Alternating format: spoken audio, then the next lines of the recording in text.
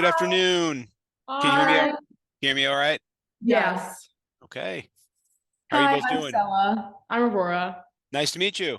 Nice to meet you. Thank you so much for agreeing to do this with us. We know we had a little back and forth, Yeah. but Oh yeah, yeah, no problem. Yeah, thanks for the invitation. This is great. thank you. So as we said in our email, we're 12th graders at Marymount and we're in an atmospheric science class. So our project is to conduct interviews with atmospheric scientists, stuff like that. So yeah. Okay. Mhm. Wonderful. Yeah. Okay, so we have a few questions prepared. Yeah, Um, sure.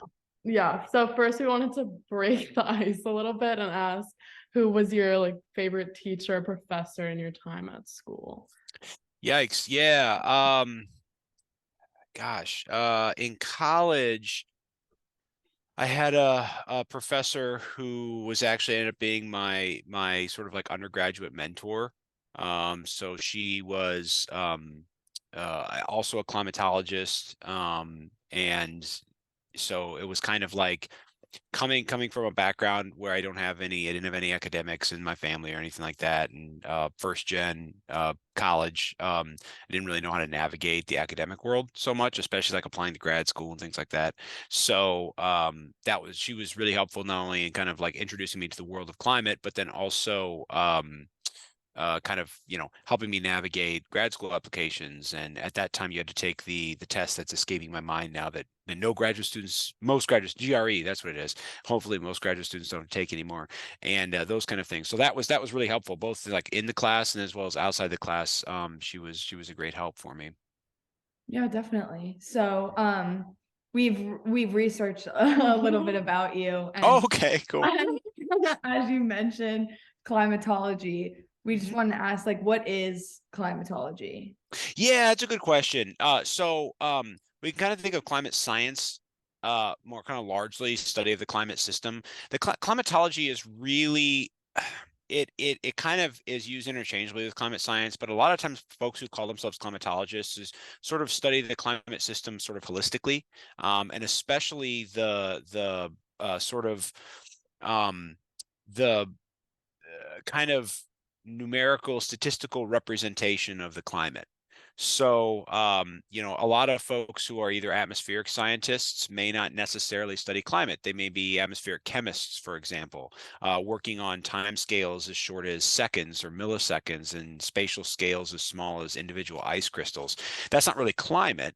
That's more of kind of the atmospheric science weather aspect of things. On the other end, you could have folks working in paleoclimate, right, where they're studying millennia or millions of years worth of climate change. And so climatologists tend to focus on recent past, so more like the last 100 to 200, 300 years, a few centuries, and then kind of the recent future. And so that's sort of where that kind of difference comes in. Also, climatologists tend to be more on the applied side of things. So the term climate services comes up a lot, which is really like using climate information and climate science to address some sort of issue or solve some sort of problem, apply to some sort of practical issue in some sector like agriculture, finance, so on and so forth. So that's kind of the world of climatology. There's not as you can tell by my wishy-washy answer here, there's not like a hard boundary necessarily. People kind of label themselves in different ways, but that's tends to be the way that climatologists work. Right. And how did you decide you wanted to become a climatologist? Yeah, it's a good question. I got my background in geography, so that's where I come from. Climate at some folks come from physics, pure math, atmospheric science, all sorts of things. I came from geography because I was interested in spatial patterns.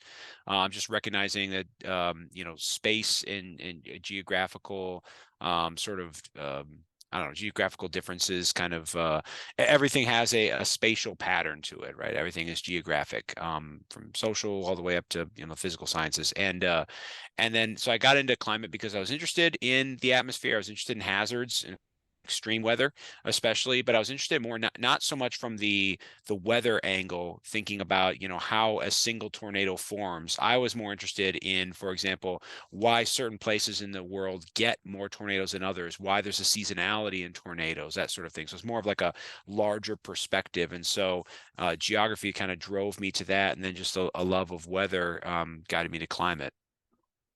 Nice. So, going off of like extreme climate events, so do you do any research about extreme climate events, and like what's that Yeah. like? If you Yeah. So, a lot of my research deals with extremes, especially extreme rainfall, drought, and extreme heat. Those are kind of the three ones that I tend to focus on the most. Part of that is because those three are really relevant to the Midwest and Illinois, as they are to New York, but also because they're really fascinating to me. So, so it's interesting. Research is a big part of my job, and it really requires the background in weather and climate, the science, some math skills, although, computer programs do a lot of math for us anymore. We don't have to hard code like an integration or a really hard differential equation. You can kind of tell, Python to do that, for example, and it'll take it over. But there's a lot of sort of understanding, statistics, how to apply different statistical tests to try to pick out patterns, and then just using lots of different data sets. So there's observation data sets that come from individual weather station. There's gridded kind of data sets that are over like a spatial area, models, climate models, weather models, satellite imagery. All of those are kind of used to observe and model, kind of simulate what's going on Earth. And so a lot of the research is really honestly handling those data, what data to use when and how, and then of course what like statistical methods, techniques to use on that data to kind of pick out the pattern that you need. One thing about climate science that sort of, I don't know if it's unique, but it definitely differs a lot from other sorts of earth and life sciences, is that all of the data is there. My colleagues in ecology, biology, even geology, they will take their whole summer and go out and get their data, because they have to measure it in the field. And that can be the case for climate, can be the case for atmospheric scientists. But a lot of times when it comes to climate science, a lot of the data is there. We're constantly observing the weather. We're constantly running our climate models. So the data is there. It's really more about like using techniques to pick out patterns in that data to explain why this causes this, but this is a confounding variable. And so you kind of have to figure all of that out and then use that information to kind of make practical decisions on, for example, when it comes to extreme weather, why they happen, will they happen again, how can we forecast them, what about climate change, all of these things. So a lot of it is sort of pattern recognition, if you will, with the data sets, which again kind of goes back to geography. A lot of that is kind of spatial pattern recognition. So it's kind of an interesting field in that way. Mm-hmm. Is there anything you intend to achieve with your research or like find? I not necessarily find specifically, but the goal of my research, and especially in my position, is really to understand the kind of sorry, it's later in the day, so the word I'm going to use the word things just in lieu of a better word, a descriptor, but things that are impactful to the state of Illinois. Being the state climatologist, I focus a lot on the state of Illinois, the Midwest more generally, and so focusing on, okay, for example, we are seeing more really intense rainfall events across the state in recent decades, and projections indicate that's likely to occur.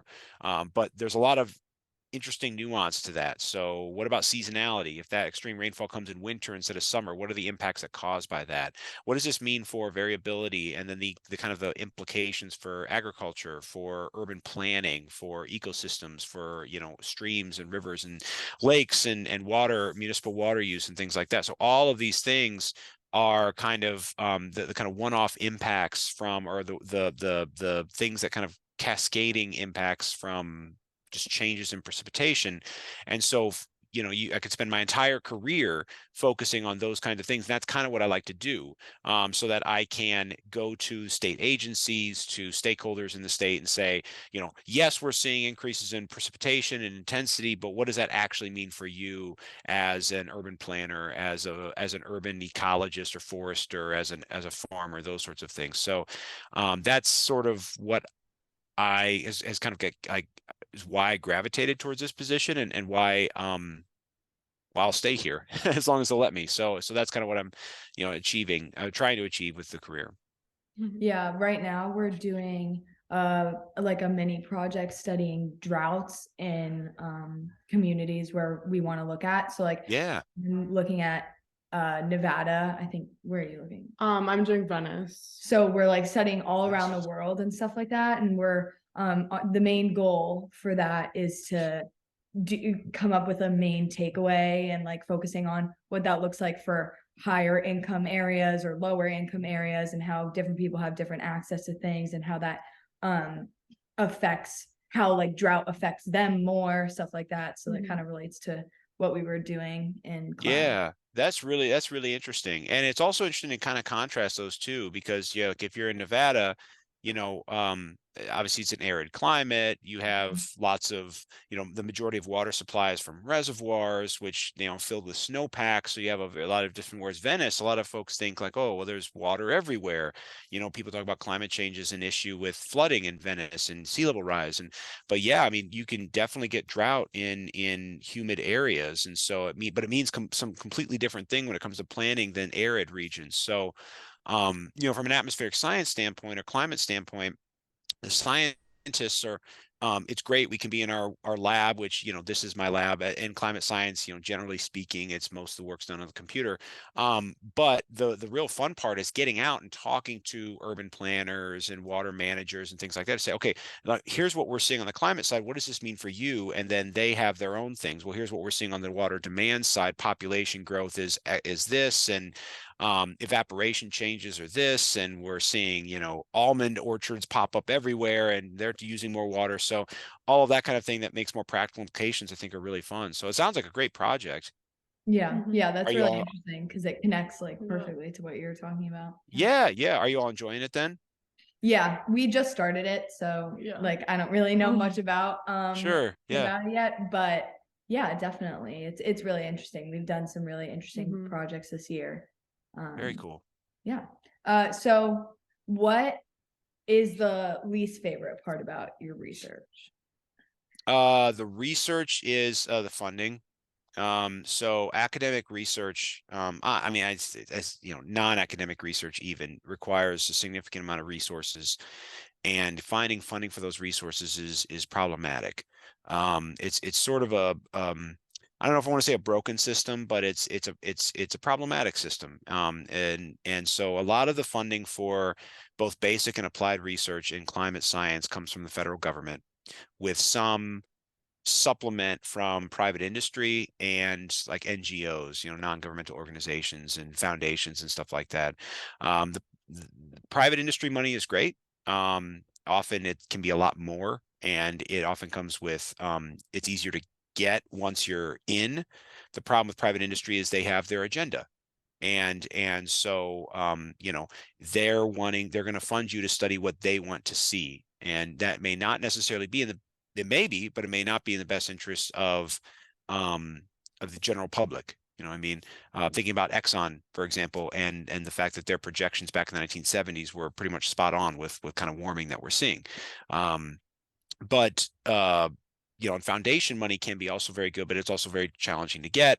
So it kind of leaves with the federal government, and that can be a great source of funding, because the federal government is often sort of objective, and there's not that kind of there is some agenda political, but in general, you're not kind of looked upon by like your private industry.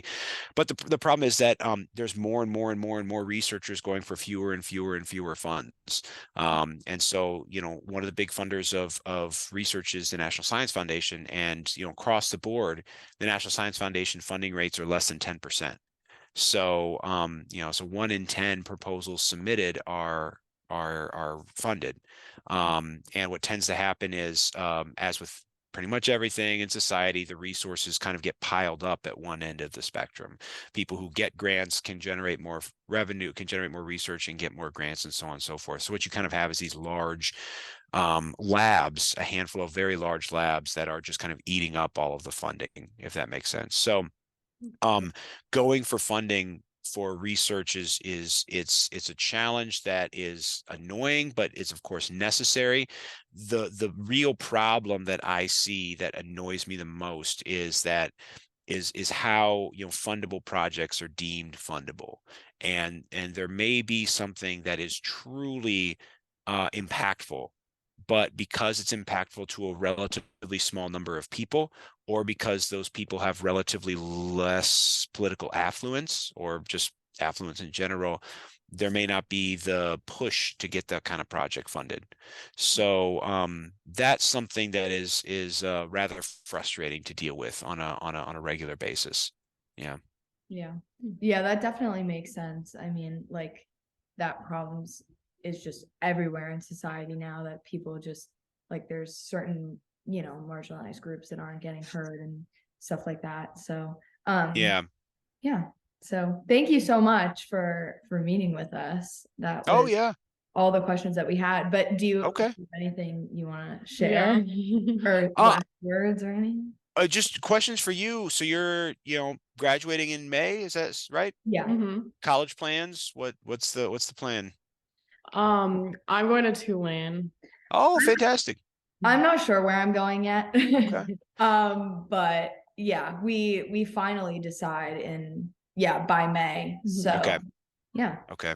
Well, fantastic. Well, good luck wherever you end up, and yeah, and thanks for reaching out. If there's any like follow-up or anything like that you need, just email me. Awesome. Okay. Thank you so much. Cool. Yeah. Have a good rest of the day. Bye. Bye. Thank you. Bye.